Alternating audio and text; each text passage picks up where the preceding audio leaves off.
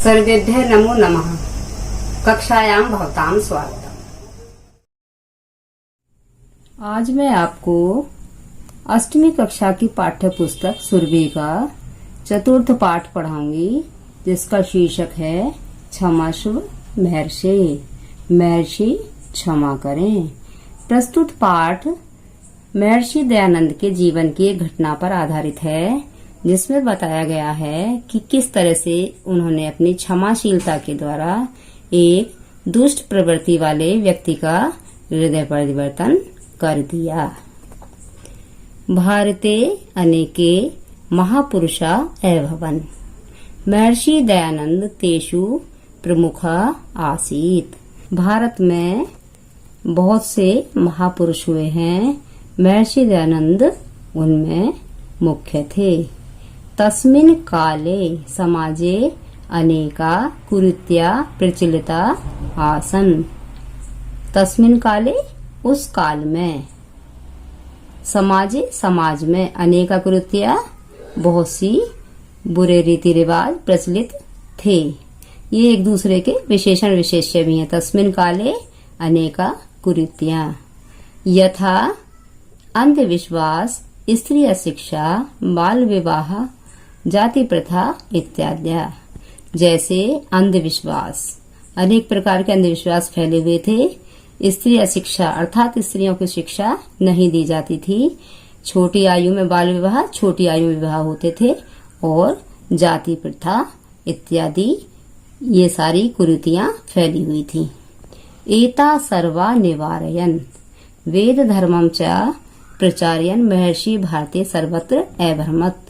एता सर्वा इन सब को निवार्यन दूर करने के लिए और वेद धर्म का प्रचार करने के लिए महर्षि भारत में सब जगह घूमा करते थे।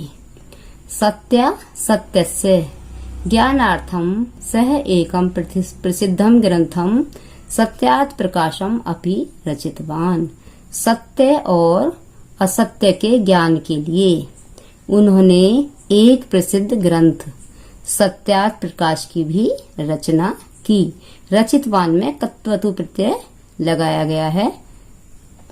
महर्षि दयानंद अतीव क्षमाशील अपि आसीत। महर्षि दयानंद बहुत ही क्षमाशील भी थे। एकदा सः काशी नगरे गंगाया तटे एकस्मिन् कुटीरे शिष्यैः सह अतिष्ठत्। एकदा एक बार अव्यय पद है ये। वे काशी नगर में गंगा के किनारे एक कुटिया में शिष्यों के साथ ठहरे हुए थे। तत्र समीपम एव एकः यात्री अपि अतिष्ठत्।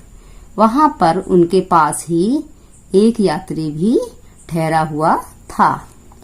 ईर्ष्या सह यात्री महर्षि कुटीरम आगत्य अकारणम एव महर्षि दुर्वचनानि वदति स्म। ईर्ष्या के कारण वह यात्री महर्षि की कुटिया के पास आकर, लेप प्रत्यय का प्रयोग है यहाँ पर, बिना कारण ही महर्षि को बुरे वचन बोलता था। जितेन्द्रिया महर्षि सर्वं श्रुत्वा शांत चित्तेन एव तिष्ठति स्म। इंद्रियों को जीतने वाले महर्षि सब कुछ सुनकर शांत चित्त अर्थात चुपचाप ही रह जाते थे। सह कदापि न प्रत्युत्तरते। वे कभी भी, अव्यय पद है यहाँ पर, प्रति प्लस उत्तरते अर्थात वे कभी भी कुछ उत्तर नहीं देते थे। शिष्या क्रुद्धा अभवन्। शिष्य क्रोधित हो गए थे। महर्षि तान् चिंतां मा कुरुत तूष्णीं भवत इति अकथ्यत। महर्षि ने उनसे चिंता मत करो और चुप रहो ऐसा कहा। महर्षि कथयति स्म यत् सः स्वयं एव एकस्मिन् दिने सरला भविष्यति। महर्षि कहते थे, किससे कहते थे? अपने शिष्यों से कहते थे कि वह एक दिन स्वयं ही सुधर जाएगा, अर्थात एक दिन उसका स्वयं ही सुधार हो जाएगा। एकदा एकः जनः प्रचुराणि फलानि तत्र आनयत्।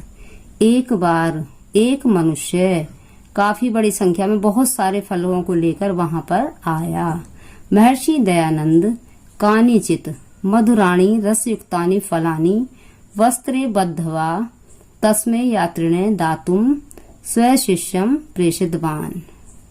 महर्षि दयानंद ने उनमें से कुछ मधुराणी रसयुक्तानि मधुर और रसीले फलों को एक कपड़े में बांधकर उस यात्री को देने के लिए अपने शिष्य को भेजा।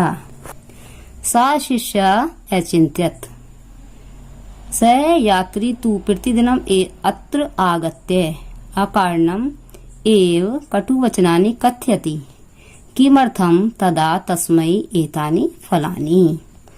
उस शिष्य ने अचिंतित सोचा, वह यात्री तो प्रतिदिनम रोजाना यहाँ पर आकर लिया प्रत्यय का प्रयोग यहाँ पर बिना कारण ही बुरे वचन बोलता है या कहता है, तो उस यात्री को ये फल क्यों दिए जाएं। शिष्यस्य भावम अवगत्य महर्षि अकथ्यत चिंताम मा कुरु। शिष्य शिष्यों के भावम विचारों को समझकर महर्षि ने कहा, चिंता मत करो। तस्मै यात्रिणे फलानि दत्वा आगच्छ। उस यात्री के लिए ये फल देकर आओ। कत्वा प्रत्यय का प्रयोग है। गुरो आज्ञया शिष्य यात्रिणः समीपम गत्वा आवदत्। गुरु की आज्ञा से तृतीया विभक्ति का प्रयोग है।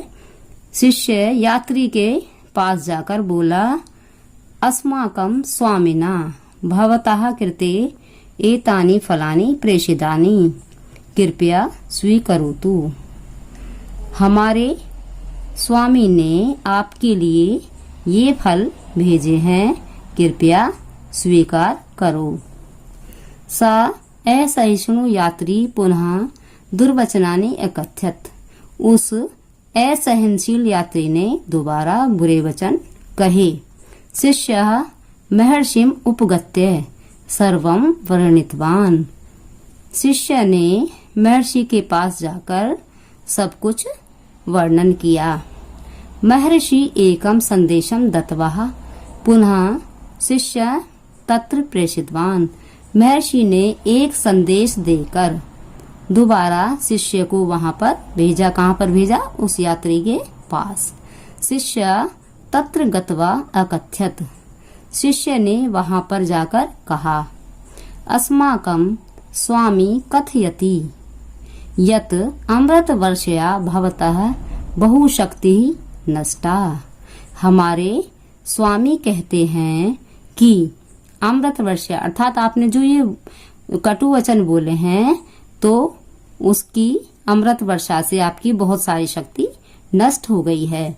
पुनः अमृत वर्षाए शक्तिम प्राप्तुम एतानि मधुराणि रसयुक्तानि फलानि स्वीकरोतु। दोबारा वैसे ही बुरे वचन रूपी अमृत वर्षा के लिए शक्ति प्राप्त करने के लिए इन मधुर और रसीले फलों को स्वीकार करो। एतत् श्रुत्वा सह यात्री लज्जितः भूत्वा धावित्वा च महर्षे समीपम आगत्य पादयो पतित्वा अकथ्यत। यह सब सुनकर उस यात्री ने लज्जित होकर और दौड़कर महर्षि के पास आकर और पैरों में गिरकर कहा। ये कई शब्दों में कत्वा प्रत्यय का प्रयोग किया गया है। कहा, क्षमस्व महर्षि क्षमस्व। क्षमा करें महर्षि क्षमा करें। अहम अपराधी अस्मि। मैं अपराधी हूँ। भवान देव। आप देवता स्वरूप हैं। क्षमस्व क्षमस्व। क्षमा करें क्षमा करें। इदम सर्वम दृष्टवा शिष्य चकिता आसन। यह सब देखकर शिष्य चकित थे। उन्हें आश्चर्य हो रहा था कि इस तरह से इसका हृदय कैसे परिवर्तन हो गया। अब आपने पाठ को अच्छी तरह से समझ लिया होगा। देखिए, आपकी सुविधा के लिए यहाँ पर शब्दार्थ दिए गए हैं। उन्हें अच्छी तरह याद करिए, जिससे पाठ को समझने में आपको आसानी होगी। अगली वीडियो में अभ्यास कार्य के साथ पुनः मिलेंगे। धन्यवाद।